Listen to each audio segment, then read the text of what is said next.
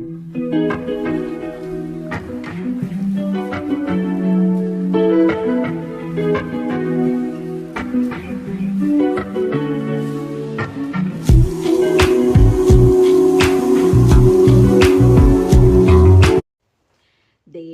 சித்தம் நிறைவேற என்னையும் ஒப்படைக்கின்றேன். தேவ சத்தம் என்னுள்ளே பலமாக தோனிக்குதே. பிரியமானவர்களே, நாம் ஒவ்வொருவரும் ஏதோ பிறந்தோம், வாழ்ந்தோம், மரித்தோம் அல்ல. அதுக்காக நம்ம பிறக்கல. நம்மை குறித்து தேவன் ஒரு நோக்கம் வைத்திருக்கிறார். அதாவது ஒவ்வொருவரையும் குறித்து தேவன் ஒரு சித்தம் வைத்திருக்கிறார்.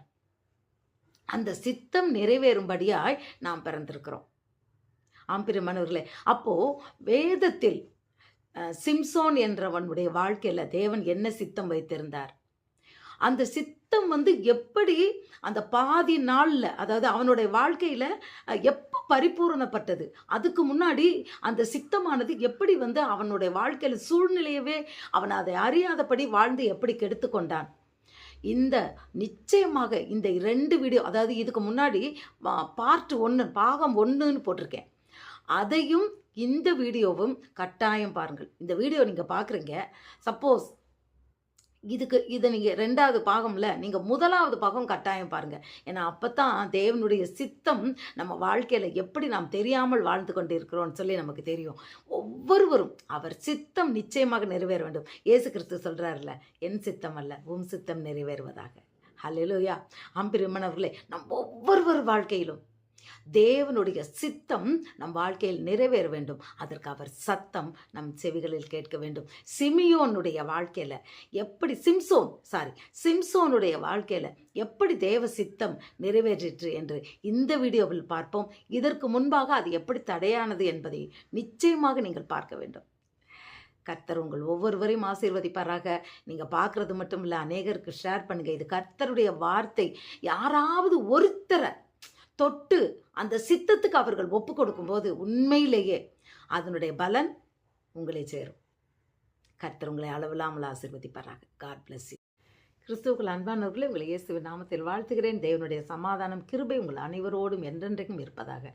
நம்ம போன வீடியோவில் பாகம் இதில் பார்த்தோம், தேவனுடைய சித்தத்தை நாம் அவர் சித்தம் நம்ம வாழ்க்கையில் நடந்தே தீரும், அதில் மாற்றமே இல்லை. ஆனால் பிசாசானவன் என்ன செய்வான்னா, அதுக்கு இடையில பலவிதமான சூழ்நிலைகளை கொண்டு வந்து நம்மை என்ன பண்ணுவான்னா, நாசமாகி போகும்படியாய், அதாவது அந்த சூழ்நிலையை பார்த்தாலே அப்படி ஒரு கஷ்டமாக இருக்கிற நிலைமைக்கு நம்மளை கொண்டு வந்துடுவான். ஆனாலும் தேவன் செய்ய நினைத்தது தடைப்படாது. போன வீடியோவில் பார்த்தோம், சிம்சோன் எப்படி தேவன் தெரிந்து கொண்ட பாத்திரம், பெலிஸ்தீர்களை அவனை கொண்டு முறியடிப்பதற்காய் கர்த்தர் தெரிந்து கொண்டவன். ஆனாலும் ஒரு பெண்ணின் மீது அவன் இச்சை கொண்டதுனால கர்த்தருடைய ஆவியானவர் அவனுக்கு கொடுத்த பலத்தை அவன் எப்படி இழந்தான் என்று பார்த்தோம். இன்றைக்கு அவன் மீண்டுமாய் கர்த்தர் எப்படி அந்த சித்தத்தை நிறைவேற்றினார் என்று பார்ப்போம். அப்போ போன வீடியோவில் பார்த்தது போல அவன் எல்லாவற்றையும், அந்த நசரேயனாகி அந்த முடியை தலையில் இருக்க முடிய எடுத்த உடனே அவனுடைய பலம் அவனை விட்டு போயிடுச்சு. அது தெரியாதபடிக்கு அவன் எந்திரிக்கிறான். ஆனால் அவங்க என்ன பண்ணுறாங்க, கண்ணை குருடாக்கி காலில் சங்கிலியை போட்டு அவனை மாவரைக்க போட்டுறாங்க. ஆனாலும் முடி கொஞ்சம் கொஞ்சமாக வளருது. முடி வளர வளர வளர அவனுடைய பலன் அவனுக்குள்ளே கொஞ்சம் கொஞ்சமாக வருது. ஆனாலும் அவன் இன்னும் மாவரைச்சிக்கிட்டு தான் இருக்கான், வேலை பார்த்துக்கிட்டு தான் இருக்கான். அவனுக்கு கண்ணு 2 குருடா போச்சு. அவனுக்கு ஒன்றும் தெரியாது, கண்ணே தெரியாது. எப்படி பெலிஸ்தீர்களை கொல்ல போகிறான்? ஒரு கண்ணு தெரியாத குருடன் அவ்வளோ பேரை எப்படி போய் கொல்லுவான்? கொன்றான். ஏன்? தேவனுடைய சித்தம் அது. அவர் செய்து முடித்தார்.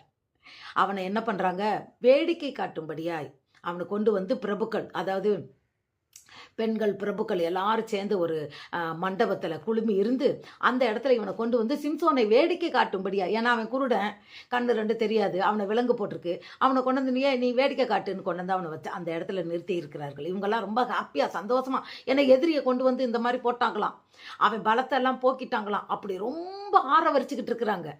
அங்கே ஒரே சந்தோஷம், ஒரே கொண்டாட்டம். ஆனால் சிம்சோன் தன் மனதில் தன் தேவனை எப்படி நினைக்கிறான், ஜெபிக்கிறான்னா, ஆண்டவரே இந்த ஒரு விசை என்னை நினைந்தருளும், என்னை பலப்படுத்தும், இந்த ஒரே ஒரு விசை என்னை நினைத்து என்னை பலப்படுத்தும். ஏன்னா அவன் பலன் தானே போயிடுச்சு.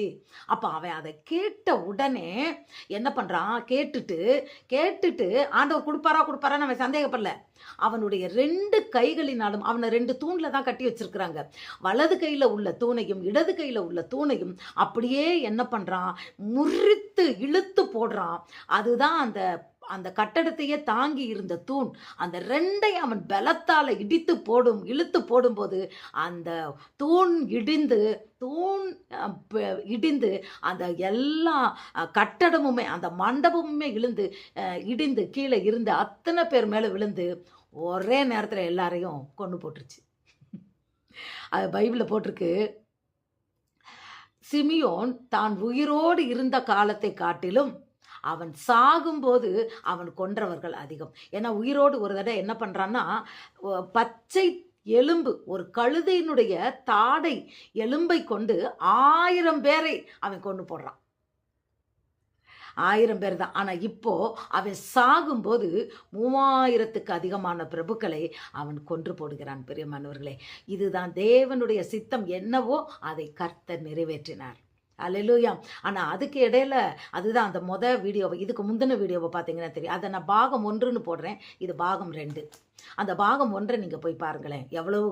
எப்படி சாத்தானானவன் அவனுடைய பலத்தை எப்படி சீரழித்தான்.